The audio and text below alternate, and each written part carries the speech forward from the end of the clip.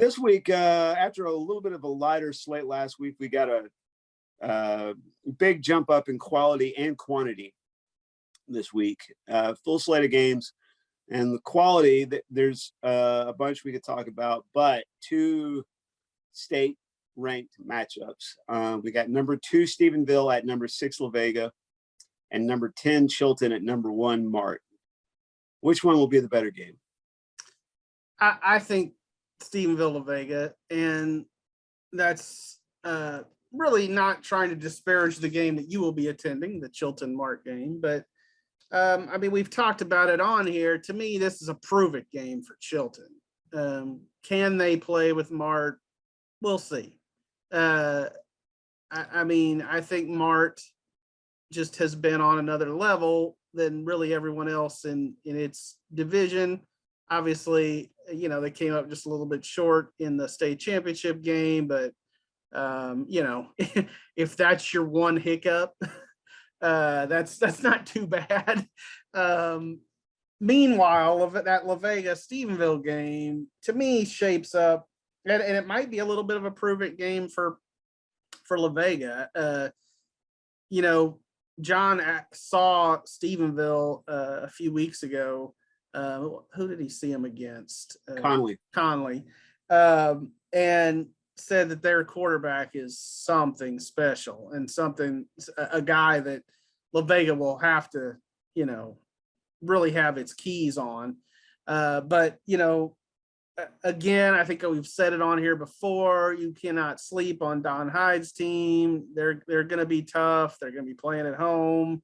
I think, you know, they're still ranked in the top 10 with good reason.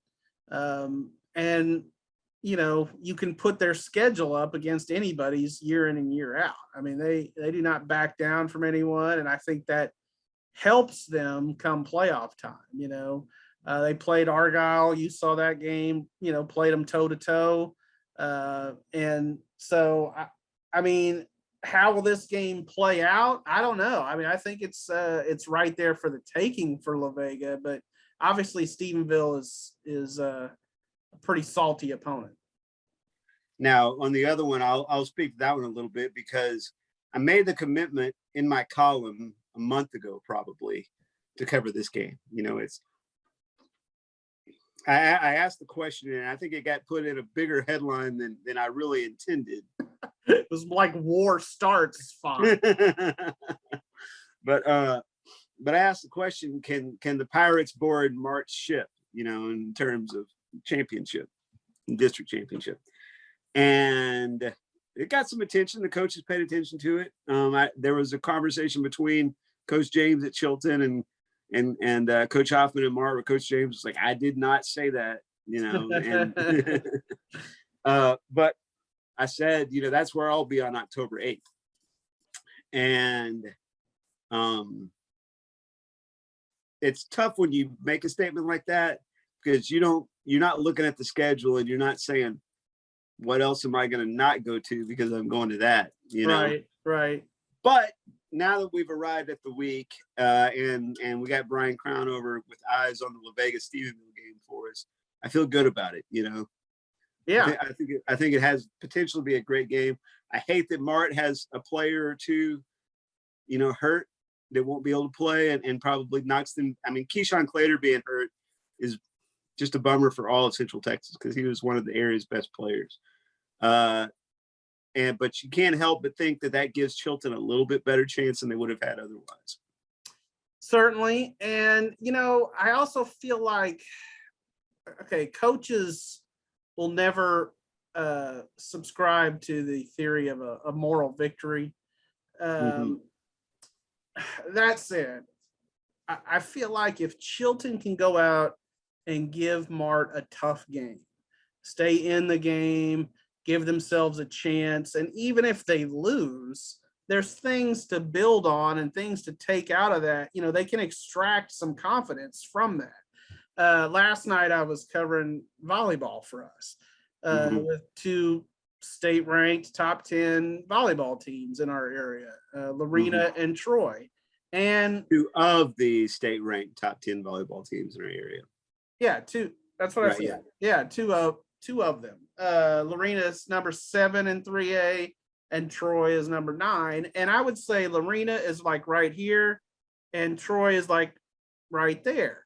And Lorena ended up sweeping, but I still feel like watching that match, that Troy could take some things out of that, and even losing 3 sets in a row and make it 6 in a row, because Lorena also swept the first time.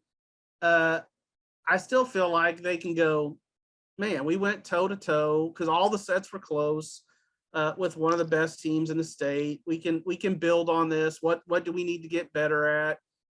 And taking that back to Chilton, even if they lose by 2 touchdowns, let's say, but if it's a game into the 4th quarter, or something like that, I feel like that's progress. Against Mart, I mean, that's progress.